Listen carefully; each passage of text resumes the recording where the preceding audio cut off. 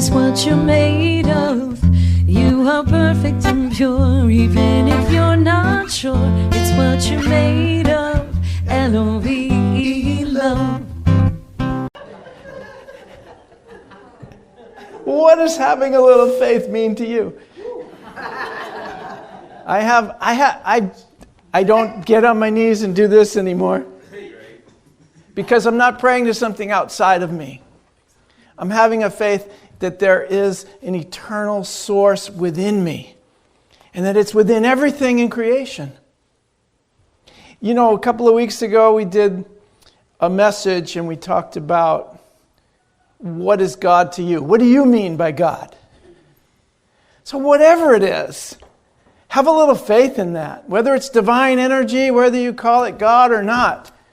Whether it's eternal love, whether it's just loving relationships, being kind to one another. Whatever God is to you, have faith in that. It's why do you believe in it in the first place? Because something happened in your life along the way that showed you there was a greater power in the universe. And that power was good, that it was all good. We teach the first principle of unity, that God is all present everywhere, and it's only good. So you can have faith in that because you've had an experience of it. It's not just a concept. And generally, that experience of the mystical powers of the universe, I will call it, come to you through grace.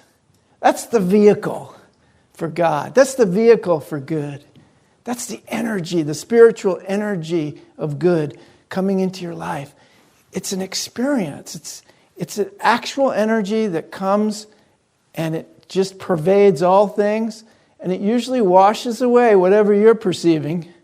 Whatever your experience is in that moment, it changes, it shifts dramatically. So we're going to be exploring today the miracle of grace, the unseen power of eternal love, which pervades all of creation. It always seems to show up at the right time. It's called divine timing. That's why we call, at the end of most of our prayers, when we're praying on a Thursday night or we're sitting and praying with someone personally, we say, with grace and ease, in divine timing and divine order, for the highest good of all. With grace and ease. The mystical experience of grace is evidence that the universe is always conspiring on your behalf. Always.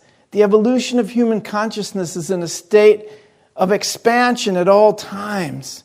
We're becoming more aware of the ever-present good in the universe. And that God, or whatever you want to call it, divine spirit, divine presence, eternal love is nothing but good, nothing but love. Everything else is something that we have been inventing to keep ourselves from love, to keep ourselves out of the divine flow. Today is the day you get back in that flow through grace. Not through any efforts of our own, but through letting go of our efforts, letting go of the struggle, letting go of the strife, letting go of the fight, surrendering to the eternal, to the divine presence. It's not a resistance. Everything you're resisting is actually your own good, is your own awareness you're resisting. So we can view our ability to maintain this inner state of peace and awareness despite outer occurrences and as an indication that grace is available all the time. It's always available to us. Grace is always there. It's always available, waiting for the moment when we allow it into our awareness. That's the moment that we usually experience a miracle. Some would say it's the greatest miracle that ever happened, because suddenly whatever I thought was real and was going on shifted. And this loving reality came into my awareness. And I became part of that reality. That moment is the greatest miracle that will ever happen in your life. Most of us can recall a moment in our lives when we felt completely overwhelmed by circumstances. You may be feeling that today. Whether it's physical illness or an emotional challenge or financial concern, perhaps a moment when your physical life was actually threatened. Or some time in your life when your world got turned upside down and the miracle of grace came and lifted you out of it. There are countless stories in all the spiritual texts about this. Saul's transformation to Paul, the transfiguration of Jesus, just about every miracle recorded in the Bible. It all happened through grace. All of it happened through grace. In metaphysical terms, grace is defined as a divine or universal force that enables transformation beyond strict law. It's not just favor. This says it's a favor, like God's giving you a favor.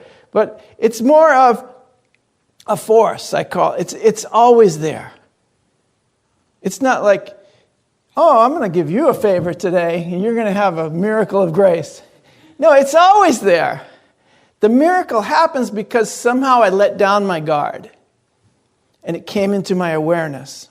But the biggest thing that happens is it's beyond the laws that I have prescribed for the universe. And it's often realized through changes in my own consciousness. That's the important part about this definition, is that it's recognized, realized through a change in my own consciousness. That's how I recognize grace. And it brings about forgiveness, surrender, compassion. This is if you want to pray for the world, if you want to see things shift and change, give it over to grace. Give it over to God's grace, because it's not going to happen through our own striving and our own fighting and our own will. It's not my will. We learned that in the 12 steps a long, long time ago. It's not my will, but thy will. I release my will. I give over to a loving will that's there in the universe. Release your will and allow grace to take over. So Charles Fillmore says, grace, he quotes John 1:17, grace and truth came through Jesus Christ. That is, he says, the real saving, redeeming, transforming power came to man through the work Jesus did, establishing for the race a new and higher consciousness in the earth. He goes on to say, oh, did I miss that part? Yeah, there we go. He goes on to say, we can enter into this consciousness by faith in him and by means of the inner spirit of the law that he taught and practiced. All Jesus or Yeshua ever did was uncover spiritual law, spiritual principles that are actually here already. It was part of the metaphysical realm of reality. He discovered it and he practiced it. And so that's why Fillmore says, look, you have a way shower, you have an example of somebody who practiced spiritual law. And so he established something for us, a way for us to do it as well. Isn't that wonderful? We can do it. We have to do it if we want to become more aware of ourselves and our true selves, the metaphysical reality of us and everything. So at its core, now I got this from the internet, wisdomofthespirit.com. You like that? Do you want to find the wisdom of the Spirit? Just put .com and you'll be there. But this is a wonderful woman, Sophia Rose. She wrote, at its core, grace is a divine gift, a force that uplifts and heals and transforms. You see how this, Charles Fillmore was born in the 1800s. Unity started in 1890. This has been around for a while. So, of course, he was saying it comes through Jesus Christ because he showed us the way. But it's actually a force that's already here. It's already part of our existence. He just tapped into it and showed us that we can tap into it as well. It uplifts, it heals, it transforms. It is seen as a gift. This is me now. It is seen as a gift because it's available to everyone all the time, and it usually shows up when you surrender. So you're doing whatever it is you're doing. Quite often it's against your good. It's contrary to your highest good. And suddenly you have a situation where you just have to surrender. And wow, grace appeared. I didn't deserve it because I was going against it. What we teach, that you do deserve it, no matter what. You're born magnificent and you deserve the whole universe. But you don't act like it. You don't act like the universe is yours. You act like you're lacking and you're limited, and the universe owes you something. And the world owes you something, and your neighbor owes you something. And all of a sudden, you're all upset with your neighbor, who's yourself. Holy mackerel. Now I'm fighting against myself again. But when I surrender, something wonderful and miraculous happens. Grace comes into my awareness. Sophia Rose says, have you ever felt a sudden calm in the middle of a storm? That's grace at work. It's the quiet strength that anchors you when life feels overwhelming. Spiritually, grace offers us a sense of peace that transcends circumstances, helping you trust in a greater plan or a greater reality. Grace is often described as unconditional love of the divine, freely given without expectation. It's the kind of love that embraces you as you are, flaws and all, reminding you that you are inherently worthy. This love flows from a higher power. Whether you call it God or the universe or spirit, it doesn't matter. It's the cornerstone of many spiritual traditions. Grace reminds us of our interconnectedness. It's the force, there's that word again, force, that binds humanity, showing us that we are all part of the same divine tapestry. When we extend grace to others, we honored the shared spark of divinity within each of us. Now, if that's not unity teaching, I don't know what is. When we extend grace to others, we honor the shared spark of divinity within all of us. Grace acts as a bridge between human and the divine. It's the bridge. It's how we experience the divine. This connection reminds you that you're never alone.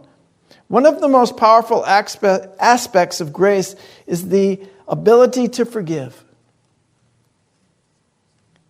It's the divine act of wiping the slate clean, not because you earned it, but because mercy is part of the divine's nature. And if we forgive, if we show mercy, we're acknowledging our divine nature. This is a very important way to not only become aware of your divine nature, but to demonstrate it in the world. Forgiveness. Grace teaches us that forgiveness is a gift, not a transaction.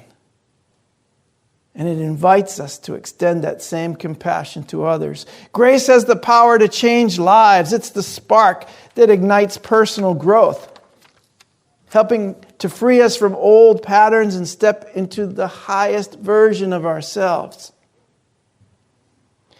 This transformative energy is often seen as a divine nudge guiding you towards your true purpose. You kind of get a feeling, when grace comes into your awareness that your life was meant for something, that you're important, that you're the universe discovering itself, that you have a role in this life that goes beyond the mundane, that you're very important. No one can represent God the way you do. You're a unique expression of God in this world, and we need you to be just as you are, expressing God as best you can, and you're going to do it through grace. You know it's not going to come from you, the personality. You know it's going to come from the Christ in you. One of the most amazing stories about grace is the guy who wrote the song Amazing Grace. Do you guys know that story of John Newton? He was a captain, British slave ships in the 1700s. The reason he was captain of a slave ship is they kicked him out of the British Navy. That was the next best job he could get. So he was in a storm at sea. Thought he was going to die, got swallowed up by the sea, and in that moment he converted. And he said, if there's a God, please save me all the foxhole prayer. If you say, please. If you've ever been in a storm at sea, you'd get on your knees too.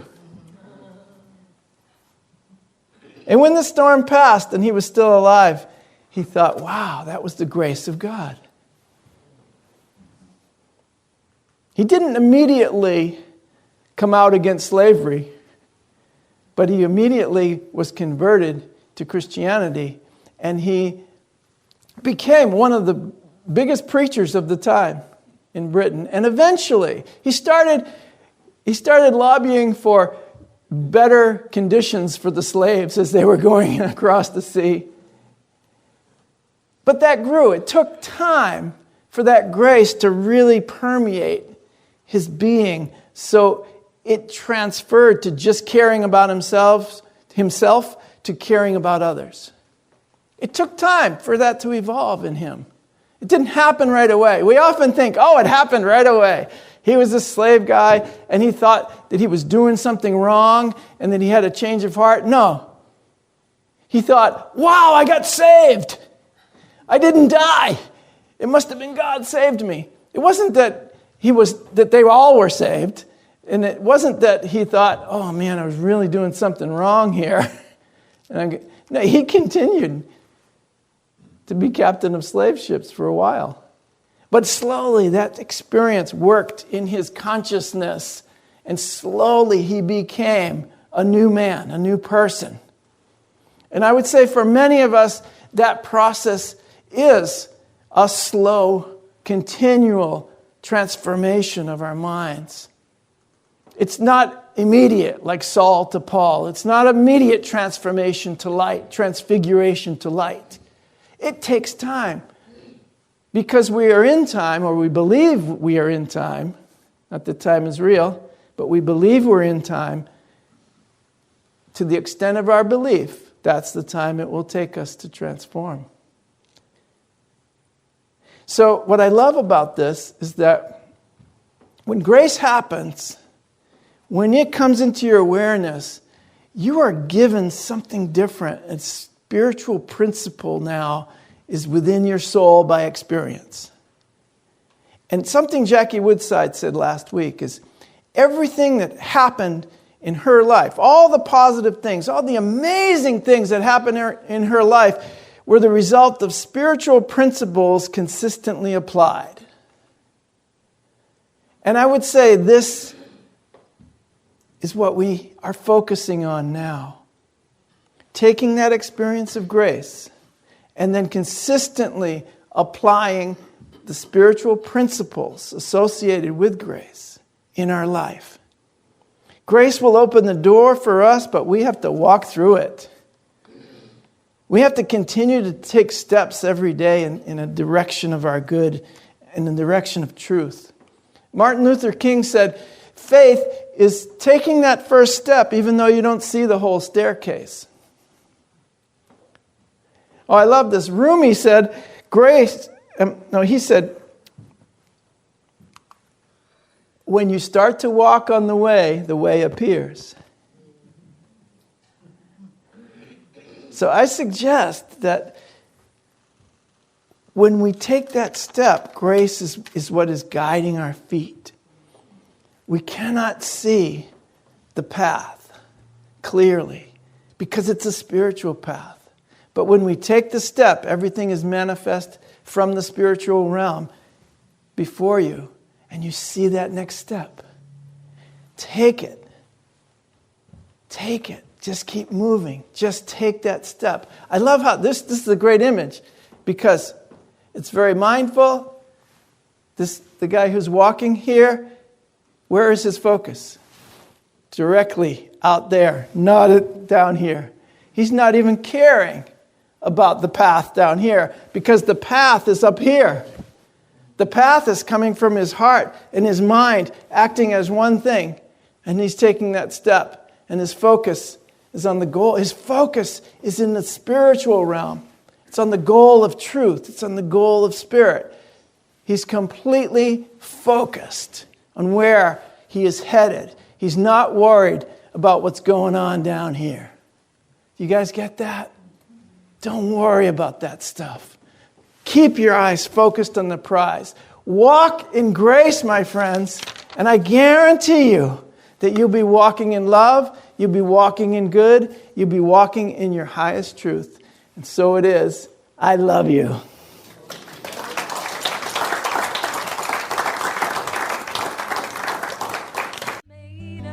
You have been watching the message from our Sunday celebration service here at Unity on Cape Cod, providing a positive path for spiritual living. Please join us every Sunday morning at 10 a.m. at 147 Walton Ave, Hyannis, Mass. And visit us online at unityonCapeCod.org. This video was made possible in part through a grant from Unity Worldwide Ministries and the Templeton Foundation.